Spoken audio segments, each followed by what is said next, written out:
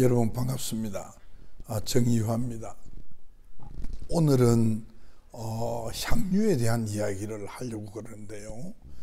제가 먼저 읽어보니까 상당히 내용이 어렵습니다. 그래서 제가 좀 천천히 읽을 필요가 있겠다 이런 생각이 됩니다.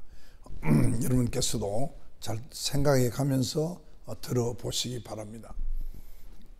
우리 천하의 아름다움을 즐기는 방법이 무엇이겠습니까?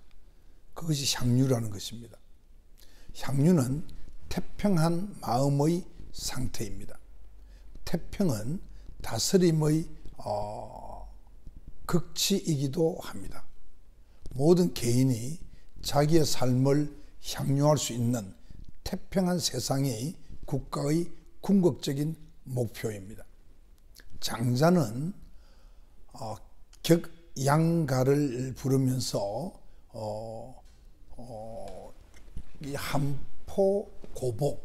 한포고복하는 시대를 다스림의 최고봉으로 여기면서 그런 세상에서 소박한 삶을 사는 사람은 천하에 그의 아름다움을 다툴 자가 없다라고 말했다고 합니다.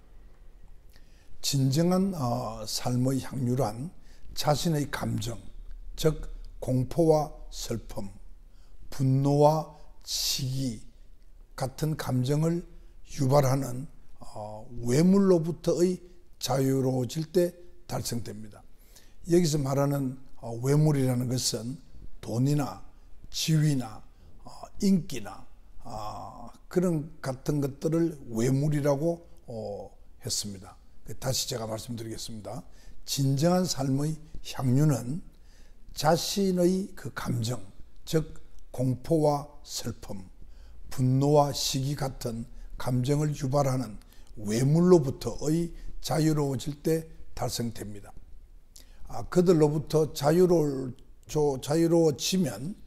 시류에 휘둘리지 않는 삶을 향유할 수 있습니다. 그러나 사람들은 쉽게 외물에 휩쓸리곤 하는데 거기에는 미디어 효과가 작지 않으리라고 생각합니다. 향유는 돈이나 지위나 인기 같은 그런 외물보다는 있는 그대로의 삶을 추구하는 것을 뜻합니다. 말하자면 살기 위한 삶이 아닌 즐기기 위한 삶을 중시하는 것입니다. 숨쉬기 위해서 우리는 숨을 쉬고 먹고 마시기 위해서 먹고 마신다. 숨기 위해서 숨고 호기심을 만족시키기 위해서 공부하고 그리고 산책하기 위해서 산책을 한다. 이 모든 것은 살기 위한 것이 아니라 이것들이 모두 사는 것이다 라고 프랑스의 그 철학자 에마누엘 레비니스가 말을 했습니다.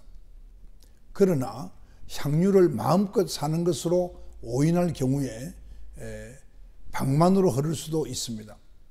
진정한 향유라는 것은 자신의 감정과 정신을 잘 조절해서 방만하지 않도록 중심을 잡아가면서 천하의 아름다움을 즐기는 것입니다.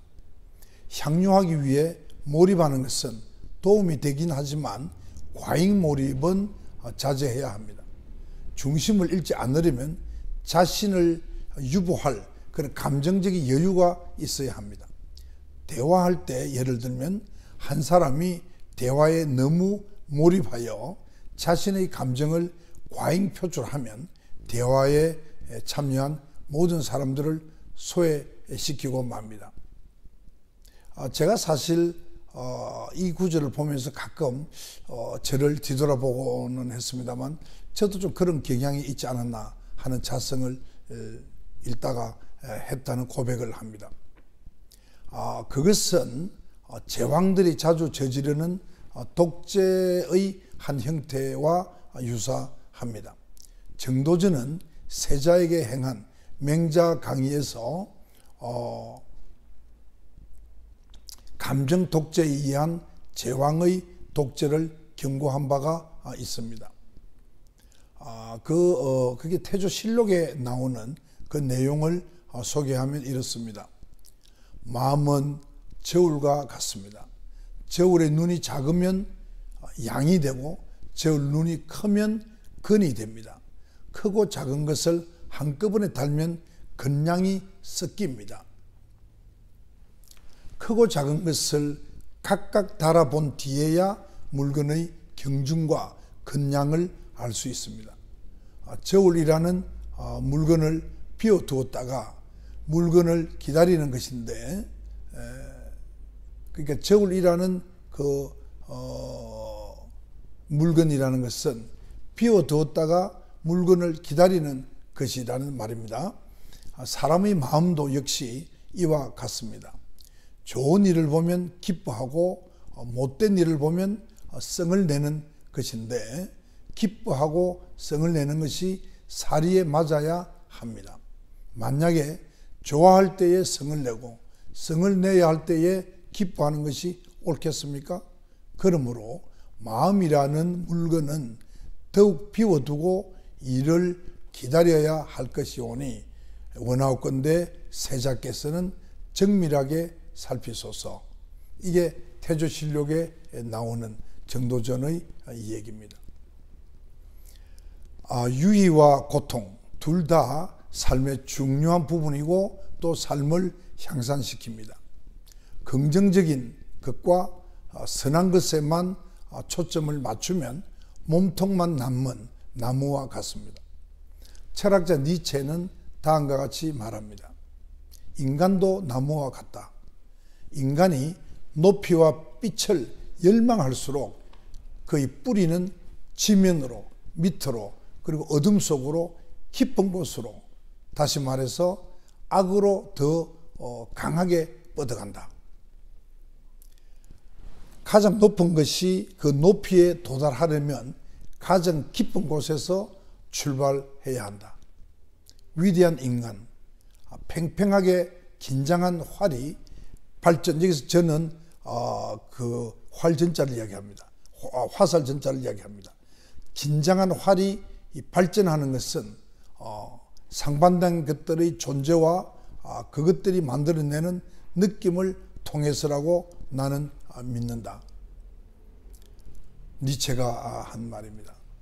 즉 부정적인 것은 단지 긍정적인 것에 필요한 도구적 수단이라는 뜻이 아니라 둘이 함께 지속적으로 긴장을 유지하면서 역동적으로 전체를 이룬다는 그런 뜻입니다. 그래서 향유는 서로 다른 것, 서로 상반되는 것들의 어울림이 향유입니다. 그것은 낯선 곳을 방문하는 여행자의 느낌과 유사합니다. 마르코 폴로가 한 말을 소개하겠습니다. 여행자는 자신이 갖지 못했고 앞으로도 가질 수 없는 수많은 것들을 발견함으로써 자기가 가진 것이 얼마 되지 않는다는 것을 인식하게 된다. 이게 대항해자 마르코 폴로가 한 이야기입니다. 친구들을 만나고 세상을 만나면서 자기 스스로 부족함을 깨닫고 타자로부터 그것을 채워나가는 과정이 향유입니다.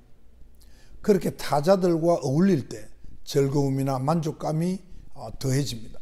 언제나 내 뜻에 복종하게끔 짜여져 있는 그런 인간관계 속에서 느낄 수 있는 즐거움은 아주 일시적이고 부분적인 즐거움에 그칩니다. 대신에 나와 달라 어긋날 수 있는 타인이 나와 잘 어우러질 때, 혹은 내게 멀리 떨어져 있거나 내가 재료로 들여와서 스스로 형상을 만들 때 우리는 즐거워합니다. 그 어울림이 내 노력을 통해서 이루어질 때 즐거움이 한층 커지고 강렬하게 됩니다. 우리가 타인에게 과시하고 싶은 유혹에 빠지는 이유도 바로 혼자만 소유하고 혼자만 즐기는 것의 한계성, 그 공허함을 반증하는 것이 아닐까 생각을 합니다. 과시한다는 것은 곧 타인에게 부러움을 얻어내기 위함이고, 그것은 인간이 타자와의 관계 속에서만 즐거움을 얻을 수 있다는 것을 역설적으로 드러냅니다. 그러나 타인과의 관계 속에서도 자신의 즐거움을 독자적으로 얻는 능력을 터득한 사람이라면 그런 과시욕을 드러낼 필요나 이유가 없습니다.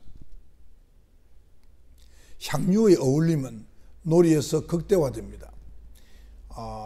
하지만은 현대사회에서 그런 즐거움을 찾기가 날로 어려워지고 있습니다. 이탈리아 철학가인 조르조 아감베는 놀이란 목적 없는 수단이다.